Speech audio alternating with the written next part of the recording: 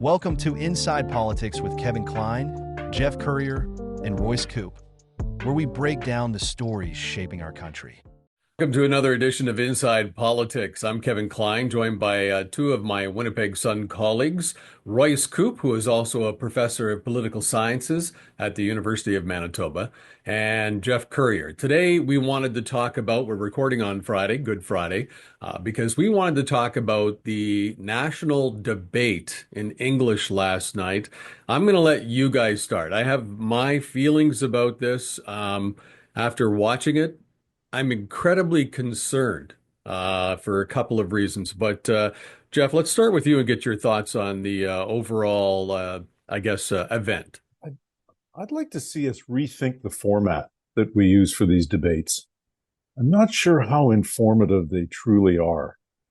I would prefer, rather than these debates or these exchanges, which feature all of the leaders uttering varying degrees of falsehoods, and there are many. And for people who want to do the fact checkers, you can follow the fact checkers the day before, the day of, or the day after. But all of these leaders are uttering falsehoods. I would prefer to see two or three really quality journalists going one-on-one, having each leader face a panel of journalists and get grilled for an hour. I think we would learn a lot more than we do in these debates, which is really, it's more showbiz than it is anything else. I don't think they're as informative as they could be or revealing as they could or should be. I just don't like the format. Yeah, on the question of the format, I think we could make changes, but my sense was that compared to some of the previous debates we've had in recent years, this one was pretty good. It gave the candidates the opportunity to speak directly to Canadians, to kind of make clear their positions, their policy positions in response to the questions. But it also gave them the opportunity to get into it with one another. And actually, I found when there was open debate, that was when we started to see kind of the true character of these candidates shine through. Those were the kind of defining moments of this candidate or of this debate, when they were able to engage with one another. I think one change that could be made is that there was an awful lot of interrupting, a lot of speaking over one another, largely because of Jagmeet Singh. We can come back to this later on if you want to, Kevin. But in the US, in the lead up to the presidential debates between Kamala Harris and Donald Trump, there's a lot of debate about whether or not the mics would be muted when the candidates weren't speaking. And I actually think we need to have that conversation up here right now as well. It made it's really it's not just a kind of stylistic thing. I don't like it when I get interrupted. It's that, voters want to hear what the candidates have to say. We have a right to hear. And when you're constantly interrupting, speaking over the other people, that makes it hard. It hurts the democratic quality of the debates. I think we should be talking about that if we want to think about revising the format. Yeah, I don't want to spend too much time on the format myself. I sat there and I watched it. I had some thoughts going into it. I was looking for certain things, and I was quite shocked for a couple of reasons. Number one, this had happened the day before in the French debate. They wouldn't allow the leader of the Green Party to participate in the French debate because they didn't have seats all across Canada in every riding. They didn't make an attempt to do that. But then they allowed the Parti Québécois. I am so tired. It's the Bloc. It's not the Parti Sorry, Québécois. thank you. Yeah, the Bloc. The Bloc. Thank you for that correction. So they allowed that, and I'm tired of that hypocrisy. And then as I'm watching it, I'm feeling a little upset by that, by democracy. I don't disagree. If you don't have a candidate in every riding, you shouldn't be at this debate. But here we put Quebec on a pedestal. And he didn't really want to get engaged with ideas or changes for Canada. Really, I watched it as somebody who was negotiating for power because he assumes he's going to be the party that's going to block up the Liberal Party. And that frightens me. It frightens me from all kinds of perspectives because I heard if you listen to him, they said to him and Jeff, we had talked about this some time ago and you didn't think it was that big of a deal, but he brought up separation. They brought it up. Are you going to put the separation rhetoric away while Canada is in crisis? And until the negotiations are done.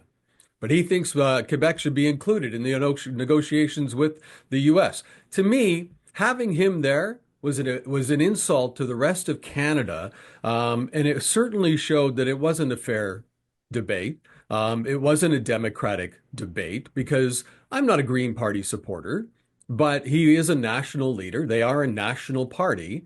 The Bloc are not, and they admittedly are not. He admitted on stage he has no desire to be the Prime Minister of Canada. He is there to make sure Quebec gets what they want. That really bothered me last night.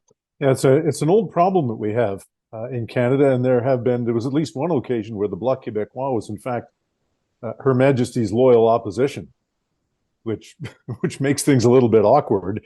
That a party devoted to separatism is Her Majesty's loyal opposition, and certainly during the Harper minority government years, the Bloc Québécois exercised or had a certain degree of influence, at least, if not authority.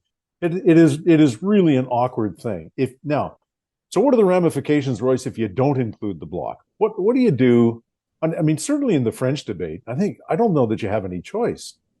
In a French debate where you're talking to the province, primarily to the province of Quebec, how do you exclude this party that has the greatest number of seats in the province of Quebec? How do you not include them? Well, the first point is there's lots of parties that we exclude from the debates. There's lots of registered parties in Canada, including the People's Party, which is not that far behind the Green Party in public support, but they didn't meet the criteria. And the Greens did right up until a day before the French language debate based on the criteria that the commission set. Now, for the Greens, it looks like they had engaged in some questionable behavior. In order to participate in the debates, you have to have a certain, or one of the criteria you can meet is you have to have a certain number of candidates ready to go for the party. They submitted a very long list, but then like a third of the candidates couldn't make it on the ballot. They couldn't get the 100 signatures that were necessary, which is kind of pathetic. Sorry, that's kind of a harsh word.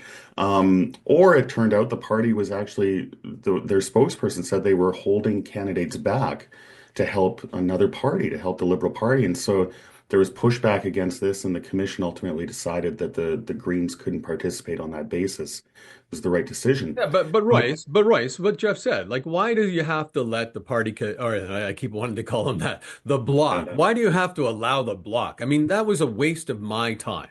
You don't have to. You can say one of the criteria is that you have to run candidates in more than one province. And that would be, to my mind, a perfectly reasonable criteria. People in Quebec would cry bloody murder over that. The Bloc would go crazy. But I think that's a perfectly reasonable criteria. It occurred to me, one of the problems in Canada with our electoral system is that it rewards regional parties. The Bloc doesn't get any, or I got to check this, they don't do that much better in terms of votes than the NDP, but the Bloc is going to get tons more seats than the NDP because all their vote is concentrated in Quebec. And that's bad for the country. When the electoral system rewards regional parties, maybe we should start looking at ways to fight back against that. And one of the ways would be to create a criteria for participation in the debates that you can't be, it's not in the national interest to have a single province party participating in the debates. It's supposed to be a national debate. And it's really not fair to people outside Quebec that you have their party in both of the debates. They're only running candidates in one province. Well, Jeff, again, I'll go back to the fact that I listened to him. I heard him negotiating. I heard him telling, as long as this gets done for Quebec, as long as that gets done for Quebec, nothing was really, and you're right, the moderator didn't interrupt it and say, well, this is about Canada. From somebody like yourself who's covered politics for a long time, really, isn't it the right decision to say, no, look, you're not a national party. You do not participate on this stage. We're pandering to them. Yeah, and that's a fair point, Kevin. I don't know how you get around ignoring a party that garners the kind of support that it does, albeit regionally, especially speaking primarily to the French population in Quebec. I don't know how you tell that party you don't matter enough to participate in this debate. I don't know how you get around that. And I know you can say, well, you're not a national party. Right. And so you've now excluded a huge swath of the Canadian electorate from participating in the debate. Okay, but what's going to happen? I mean, how many people across Canada do they represent? I guess there's a percentage. Well, across Canada, nobody. Right. No, correct. Nobody. right. Right. But now what happens if we do get like, I hope not, but what happens if you get a liberal, government that is propped up by the Bloc? I mean, Western Canada's gone. I mean, Manitoba will probably want to stay because we get so much money, but that money's not going to be coming from transfer payments when Alberta, Saskatchewan take a ride. And why would they stick around? Why would you? I really felt anybody west of Thunder Bay last night, there was no reason to watch that show. There was nothing on there for me. Polyev tried. Polyev tried, kept very calm. Singh acted like a 12-year-old by interrupting Polyev at every opportunity. He didn't interrupt Carney that much. He never interrupted the Bloc. I mean, it was just a waste of time for anybody west of Thunder Bay. Yeah, it's the only reason the Bloc wins as many seats as it does is because of the electoral system. And I'm probably gonna start blabbing more about electoral reform in the months to come after this election result that could be coming. For the interrupting, I learned something last night by reading some strategists' tweets. The idea of clips in terms of media content, the importance of clips, clips that are used on social media, in parties' advertisements. And in a lot of ways, when candidates in the leaders debate, they're making statements. One of the big things they can do is actually produce high quality clips that can be used later on by the parties. And the thought was that one of the things that Singh was doing is he was making it hard for Pierre to clip his statements. He was interrupting every 10 seconds. I thought it was, if that's what he was doing, then fine, good for you. You short-circuited some advertisements, but I don't know. You said, Kevin, you look like a 12-year-old. Yeah, I'd say more like a 6-year-old or a 4-year-old. It hurt the debate. I couldn't stand it. And it hurts the democratic quality of these debates. We have a right to hear what the candidates have to say, and when there's a deliberate strategy to get in the way of that, I don't like that at all. Singh is probably going to lose his own seat, and after that performance last night, he deserves it, I think. Jeff, you've turned off a number of microphones in your time. Would you have turned off his? Yeah, again, I think I made my point about how I feel about the format right off the top of this. I don't like the format, and that's one of the reasons for it. But yes, I would absolutely have muted the microphones. I'd have muted everybody's microphone except for the speaker. I think that's if you're stuck with this format, which I don't like. If that's the format you're committed to, then I think you have to make allowances for leaders trying to interrupt and try to talk over and behave like juveniles. And if they're going to behave like juveniles, then you have to treat them like juveniles and cut their mics off. If it comes down to that, I mean, it's a sorry state that you have to even have this conversation. But Canadians are not well served by debates of that type. They just aren't. So, I want to talk about the possibility of that coalition government again. I want to talk about that in a couple of seconds. I want to talk a little bit now about, and then I also want to talk a little bit about what happened at the end with the whole media issue and them not taking questions and that turning into a gong show and just, really embarrassing, I think, for anybody involved in media and anybody in the country. But right now, let's have a conversation about the debate itself. Who came out on top in your mind? What were the big moments? If there was one or two big moments for you, what would those one or two big moments be, Jeff? There weren't any for me. There weren't any big moments for me. Okay. I didn't hear anything that I didn't expect to hear. Yeah. Nothing changed your mind, nothing made you go, "Oh, good." No, I heard the usual falsehoods by all the leaders. Well, okay, I've been listening to you guys say the same things that are not true for the last couple of months. So give me something fresh. Tell me something true. I didn't hear anything that made me go, "Oh, that's new. That's interesting. Oh, you just scored some points there." I didn't hear any of that. So you're saying the theme song should be that, what was it, a Fleetwood Mac song? Tell me lies, tell me sweet little lies. That should have been the opening song for the debate. Yeah, and there's plenty of them. I mean, we can document a couple of them here if you wish. I mean, Mark Carney claiming back in 2008 that Canada was never in recession. Yeah. In point of fact, we were. He also took disproportionate credit for getting us out of that when it was really Jim Flaherty and Stephen Harper who did that.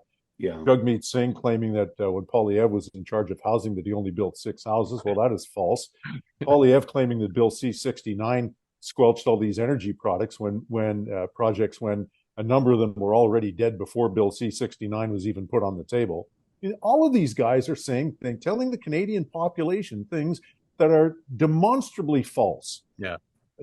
And so it's difficult for me to be impressed with any of these people. Yeah. Should have a buzzer, so every time they lie, a buzzer goes off and it stops. I'd make them all wear a shock collar. Every time they say something that's not true, somebody can just give them a bit of a zap. Well, it wouldn't be much of a show, just a lot of this going on. Royce, your thoughts, big moments. I mean, one of the problems that people like us have is we're so up close. We're like watching everything, and so then you get to the debate, and it's kind of feel like, well, we've kind of heard all this before. It's not really exciting. But for most Canadians, they don't follow politics as closely as we do. That's a compliment rather than a criticism. You've got people have lives they need to lead, and for them, the debates would have been viewed in quite a different way. And I thought that Poilievre won the debate. He consistently made good points. He wasn't as aggressive as he is as leader of the opposition. He kept that in check. He responded to criticisms well. And, I thought that last night after the debate, but this morning when I was watching some of the clips, it occurred to me the number of points that he made, that I didn't notice at the time. He actually kind of consistently was scoring, consistently making good points, consistently making good criticisms. I thought he was the winner last night, and this morning that just was reinforced to me. Now, his strongest points came near the end of the debate. He got emotional when he was talking about meeting people on the campaign trail, their struggles in life. That's a new thing for Poilievre, the softer side of Poilievre, which I wrote about in the Sun tomorrow. He had a very strong closing argument connecting his policies to some of the struggles Canadians are having.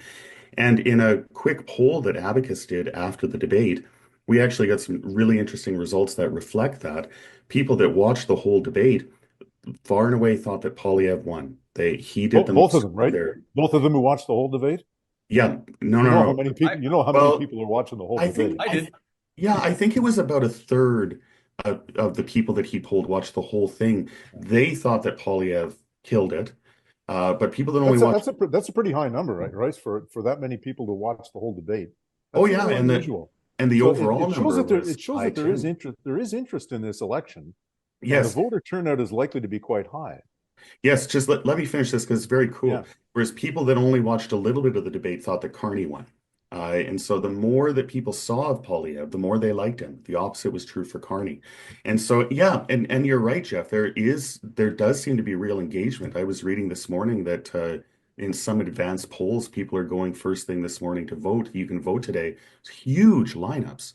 And so we might get really good turnout in this election, and that warms the cockles of my heart comes to Canadian democracy. So Jeff, before you start, At the advanced poll, sorry, just as a quick aside, at the advanced poll up the street from where I live, hour and a half wait. wow.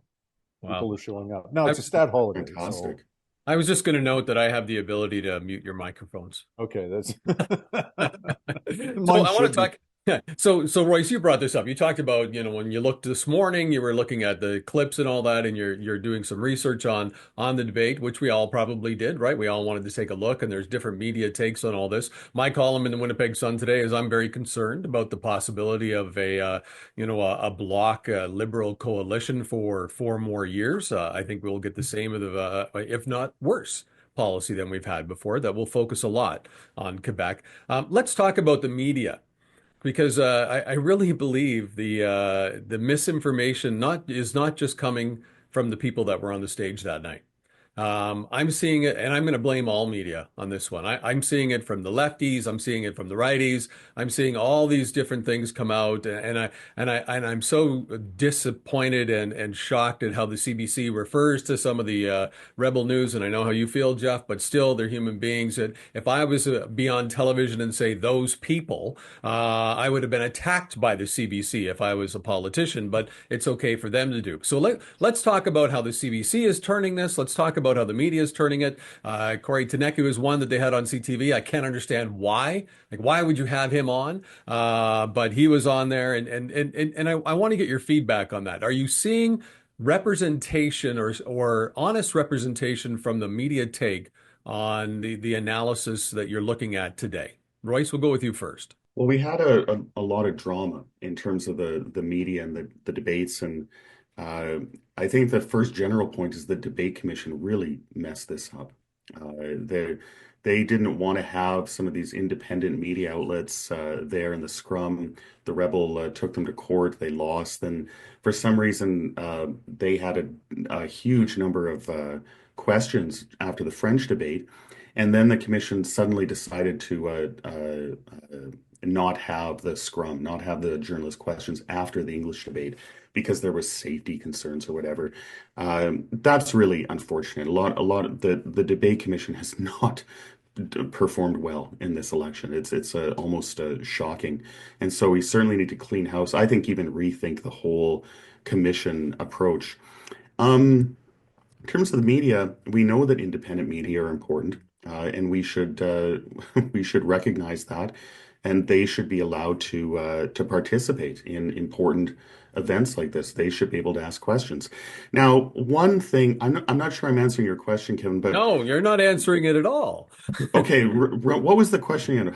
What was the coverage like? The take on what the media are saying today, is it a reflective of what you think, or is it again, are they controlling a narrative and trying to direct a narrative? Because I heard Carney talking as many times as he could about Trump and how Trump's ruining the our economy and he's a threat. We got to worry about Trump.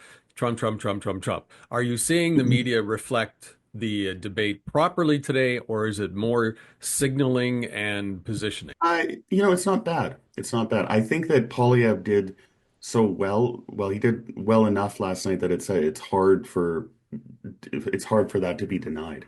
Even media outlets that have been pretty hostile to Polyev had to kind of grudgingly admit he did a good job.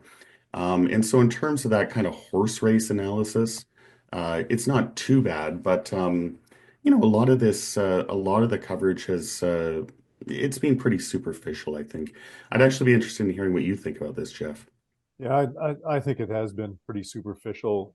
There's been a lot of talk about which party had to drop candidates, and that's the kind of sideshow stuff. And when you have an outfit like the Rebel News, which is really an activist publicity stunt organization, I mean, if you want to call yourselves journalists, then behave like journalists, not like people just looking to get arrested for publicity stunt purposes so you can drive more hits on your website from the right wing wackos, because that's really what it comes down to. I think there has been a lack of depth. There's been a lack of genuine analysis in this election campaign. The parsing of the parties' economic platforms and what the ramifications will be. Here's your promises. Okay, let's take a look at these promises. What are they going to cost? What will the end results be? Will they work? Have your promises in the past worked? I'm not seeing enough of that. I'm seeing a lot of the who can stand up to Donald Trump kind of rhetoric. Well, anybody can stand up to Donald Trump. Right? Any of our prime ministers will stand up to Donald Trump on a national stage. Yeah. I'm far less concerned about that than I am about where this country is going to go economically. Remember, right now, in terms of GDP growth over the last 9 years, Canada is dead last among G7 nations. Last in GDP growth. We've grown under the Trudeau government, we've grown our GDP by about 3%, while the Americans have grown theirs by 9%. That's the kind of thing we should be talking about, not who's going to stand up to Donald Trump or how much we're going to be paying for grapes this year. Or what's Quebec going to get out of it, as that kept getting in? Yeah, you're concerned about a coalition, Kevin. Based on the current polls, there's going to be an overwhelming majority Liberal government. If you look at the polls today, if they're polling 43 or 44% of the popular vote, it's going to be a huge sweep. Well, I think coalition is not going to come into play. I think the Bloc might have different polling then, because you can tell he firmly believes There's going to be that Carney, if he wins, will need the Bloc to hold government. He was making it pretty clear, and I don't think he would make those assertions on stage if he felt that it was just going to be a walk away. And he made mention that he's tried to reach out to Carney, and Carney's never returned his call during this time. So I don't know if that's because they have polling that shows they're going to do better in Quebec than what we're hearing. Because if the Bloc does a little bit better in Quebec and the Liberals take Ontario, sure, the Liberals win, but then they do need support in the House, right? That's why I say that. So Yeah. I thought the negotiating was pretty hard, and he's a pretty smart guy. I give him credit Oh, for yeah. that. He's a very smart guy, and I thought he's not doing this to play a game. He was pretty serious about that negotiating on stage. Yeah. Now you can win a majority government in Canada without dominating Quebec. Right. Stephen Harper did it. And if Mark Carney's numbers poll, if the polling that we're seeing is accurate right across Canada, he could pull it off. It's not impossible though that the Bloc might have some influence in the next parliament. It's not impossible for sure. It is possible, but it's tough. I mean, what's helping the Liberals right now, what's making a majority government more likely is the NDP absolute collapse. And the debates are not going to reverse that. And so that makes a Liberal majority government more likely based on the polls right now. I think we're going to see things tighten up. I think we're going to see the polls get closer between now and the election. And if the Bloc can hold on to a respectable number of seats in Quebec, and it consistently does that, that makes it very hard for any party to win a majority government. That's kind of the new reality. As long as the Bloc is around, majority governments are going to be very hard to see. And so we might well see a Liberal government that is reliant on the Bloc to survive after this election. So I want to end on this. Yeah. When you talked about the polling and it getting tighter, both of you followed the United States election, and we heard an awful lot that Camilla was close. It looked like it was going to be Camilla that won. You know, the polling was showing, CNN, everybody, you know, oh, this is going to be a close, this is going to be tight, probably the tightest race in American history. And then the night of the election, it was a blowout, like a blowout. Do you see that happening here, maybe? Could happen. Remember when Justin Trudeau won his first majority government? Nobody saw that one coming. You know, 6 weeks prior to that election, we were talking about the NDP maybe being the official opposition in Canada. The next thing you know, Justin Trudeau came out of nowhere and swept the Maritimes, took every seat in the Maritimes. I mean, things just flip-flopped within a matter of a few weeks. It could happen. I don't know if Pierre Poilievre is going to be able to make up an 8-point difference between now and the election. I think Royce may be right that things may tighten up a little bit, but it's a big gap. It's a lot to make up. Yeah, there's this kind of contested idea of shy Tories. Pollsters have a hard time accessing conservatives, so conservatives are more likely to not admit they're voting for conservative parties. I don't quite understand it, but it is a kind of documented phenomenon. It makes it hard always to trust the polling that we're seeing. The problem for the conservatives, the Liberals have the idea of an efficient vote. They're if they're far enough ahead in Ontario, for example, it's not out of the realm of possibility that the Liberals could win a huge number of seats in Ontario by very small margins in almost all of them. And so even a small Liberal lead can turn into a big Liberal government, a potentially majority government. And so Polyev doesn't have to he doesn't have to beat the Liberals in the popular vote in order to hold them to minority government. He just has to get closer than where he is right now. I could see that happening over the next few days. All right, guys. Well, did I miss anything? Want to wrap up, but I want to make sure I didn't miss anything. No, I don't think so. Okay, I look forward to talking as things heat up in the election. Again, you can read Royce and Jeff in the Winnipeg Sun. You can go online at winnipegsun.com and read them. As always, we want you to like and follow our YouTube page as well. Until next week, see you later, guys.